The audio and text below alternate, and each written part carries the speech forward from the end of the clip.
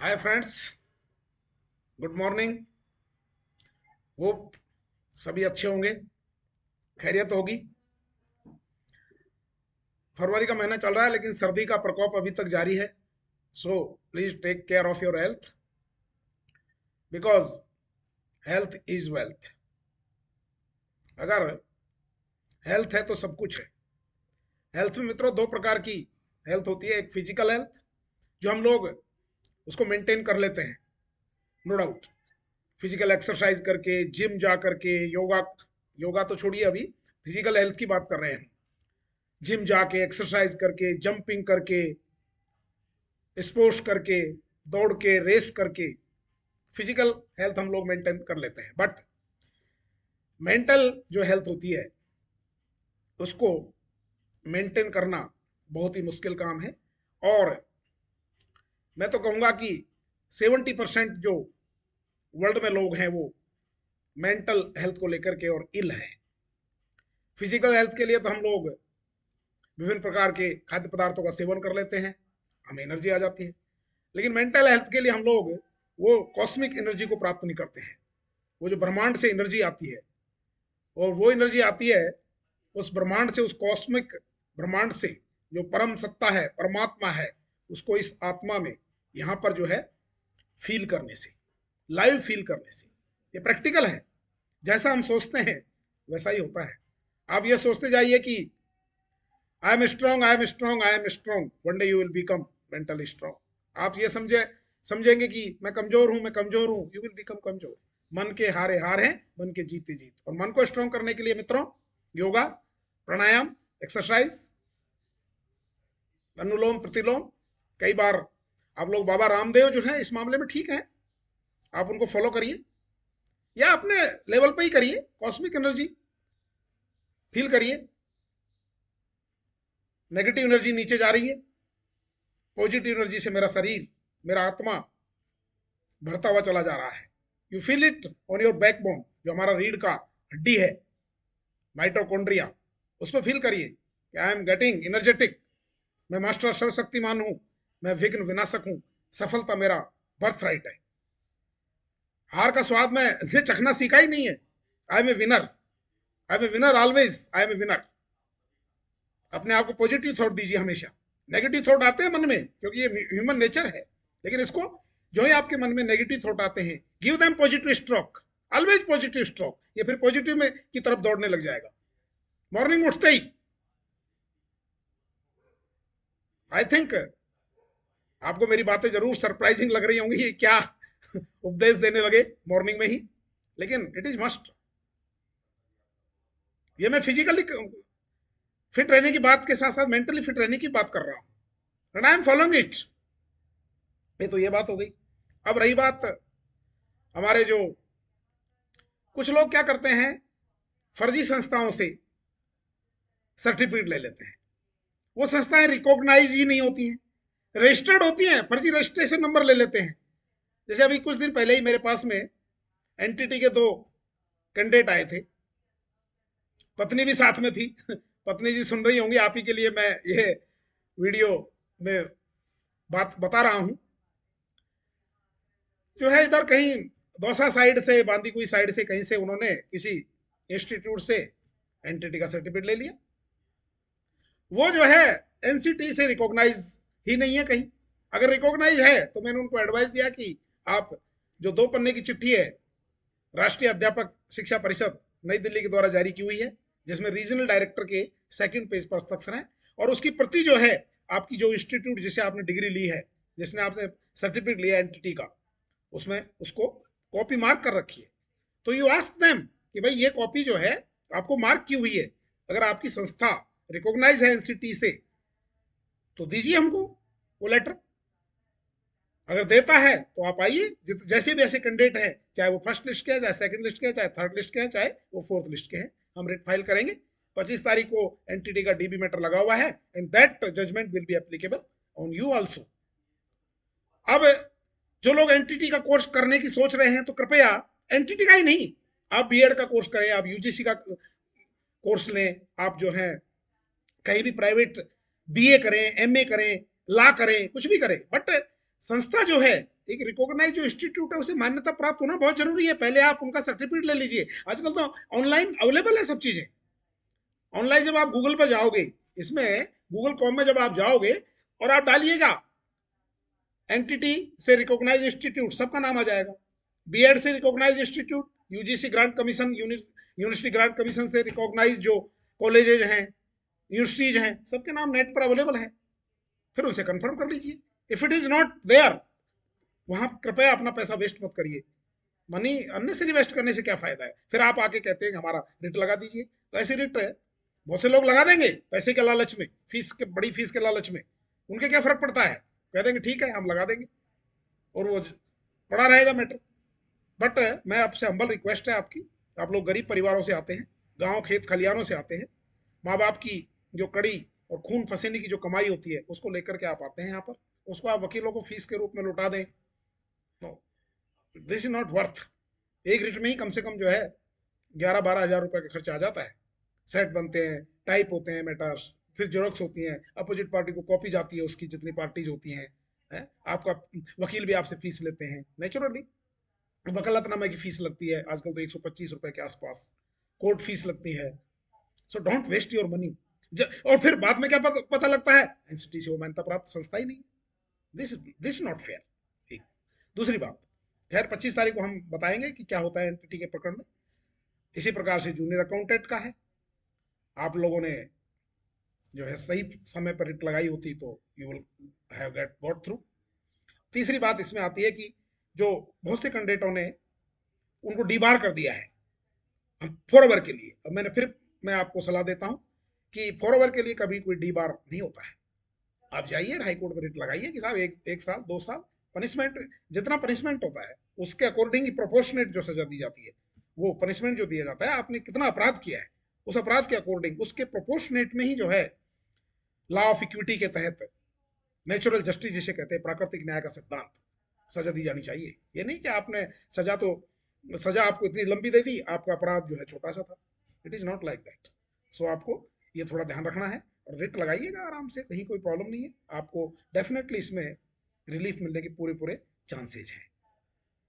और तीसरी बात इसमें यह है कि जो भी कैंडिडेट किसी भी संस्था से जब डिग्री लेते हैं तो कृपया एक एक चीज को जांच लें कि जो मान्यता प्राप्त रिकॉग्नाइज इंस्टीट्यूट के अकॉर्डिंग ही आपको सर्टिफिकेट दिया है, और उसके अकॉर्डिंग ही फिर आप जो है वो सर्टिफिकेट लगाएं।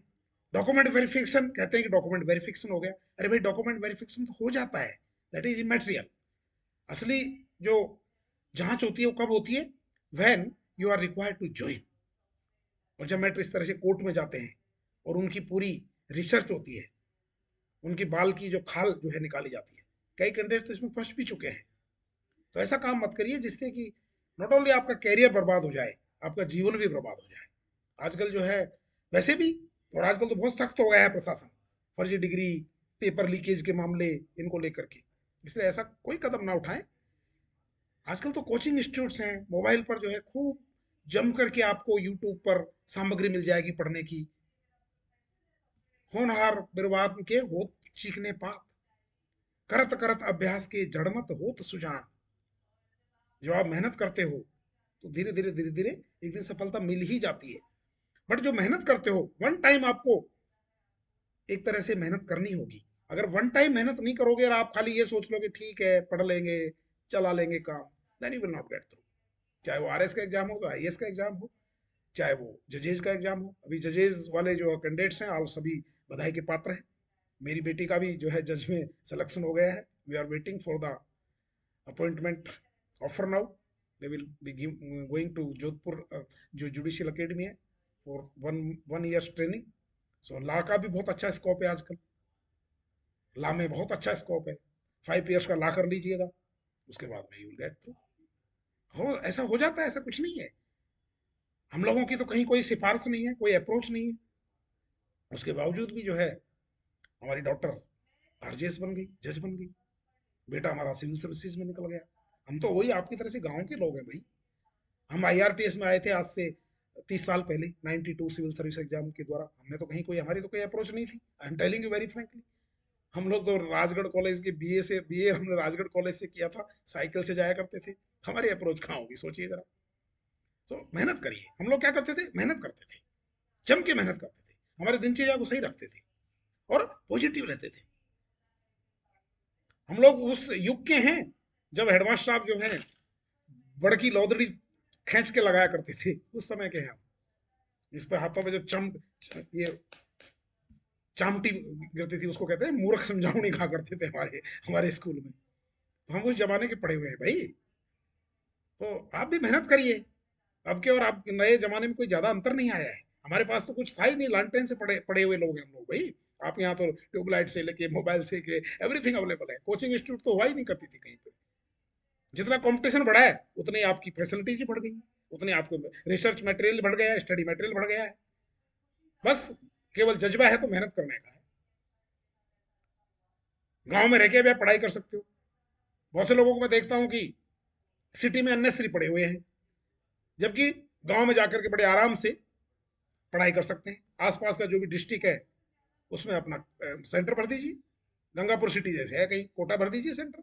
जयपुर में रहने की कहाँ आवश्यकता पड़ गई। आप 4-4 5-5 हज़ार रुपया रूम लेकर के अनावश्यक रूप से रह रहे हैं, कोई आवश्यकता नहीं है। मोबाइल पर कोचिंग कर लीजिएगा। मैं उनको कह रहा हूँ जिनके यहाँ पर थोड़ी अभाव की स्थिति है, इसको फैशन मत बनाइए। ये कोचिंग और ये जो सब चीजें ना, don't make it A fashion. इसको एक नीड बनाइए, क्या मुझे इसकी आवश्यकता है, तो ही आप जो है पैसा वेस्ट करिए सिटीज में आकर के। अदरवाइज तो आप गाँव में पढ़ सकते हो भाई। इसलिए मैं आपसे नम्र निवेदन करता हूँ कि आप जो है समय का सदुपयोग करें, बहुत अच्छे से पढ़ाई करें, मन लगा करके पढ़ाई करें। मॉक टेस्ट दें जितने दे सकते हैं, टेस्ट सीरीज करें सॉल्व, और बेसिक बुक्स को एक बार पढ़ें। बेसिक बुक्स को पढ़ना बहुत जरूरी है। आपका जो गहन ज्ञान है, जिसे कहते हैं ना इंटेंसिव, यूपीएससी में एक लिखा हुआ आता है जब आप सिविल सर्विस प्रीलिम्स पास कर लेते हैं तो, कि सतही ज्ञान के लिए कोई अंक नहीं दिए जाएंगे। तो सतही ज्ञान के लिए कोई अंक नहीं है आज के कंपटीशन के युग में। अभी आरएस का प्री हुआ है, बताते हैं पेपर इजी था, लेकिन जब आपको सफलता मिल जाए तो बहुत अच्छी बात है, और नहीं मिलती है तो फिर से मेहनत करिए। अभी केजरीवाल हार गया, लेकिन ये लोग जो है ना, हार हार जरूर गए हैं, लेकिन ये लोग फिर से लगे रहेंगे। और 5 साल बाद में अगर ये लोग ये सब जो जेल में और ये सब जो सजाए हैं शराब घोटाला, इनसे अगर मुक्त होकर के आ जाते हैं तो दे विल गेन अगेन। ऐसा है। इसलिए जब ये पॉलिटिशियन से थोड़ा सीखिए। देखिए कोई भी पॉलिटिशियन को हम देखते हैं जब हार जाता है तो वो ये नहीं कहता कि निराश होकर के बैठ जाए, वो वापस जनता के सामने आता है और कहता है कि हम जनता के फैसले को स्वीकार करते हैं, और फिर वापस लग जाते हैं, और फिर वापस आ जाते हैं 4-5 साल बाद। 4-5 साल बाद का टाइम होता ही कितना सा है, कट कट निकल चलता चला जाता है। ऐसे ही आप असफलता को भगवान का प्रसाद मानिए। हे प्रभु आपने दिया, हम और जोर लगाएंगे, निराश मत होइए। बस that's all. Thank you very much.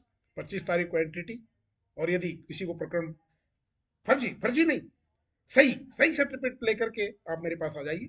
NCT से रिकॉग्नाइज्ड होना जरूरी है आपकी institute for pre primary teachers education, then only you are eligible for the post of pre primary teacher.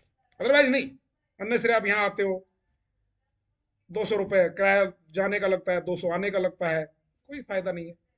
हमसे आप फोन पे डॉक्यूमेंट भेज दीजिए, I will give you, I will guide you. मैं इसकी कोई फीस नहीं लेता आपसे, क्योंकि आई नो सफरिंग क्या होती है। हमें पता है कि परेशानी किसको कहते हैं। रूट लेवल से उठे हुए लोग हैं, इसलिए हम आपको गाइड करेंगे, प्रॉपरली गाइड करेंगे। I will not cheat you.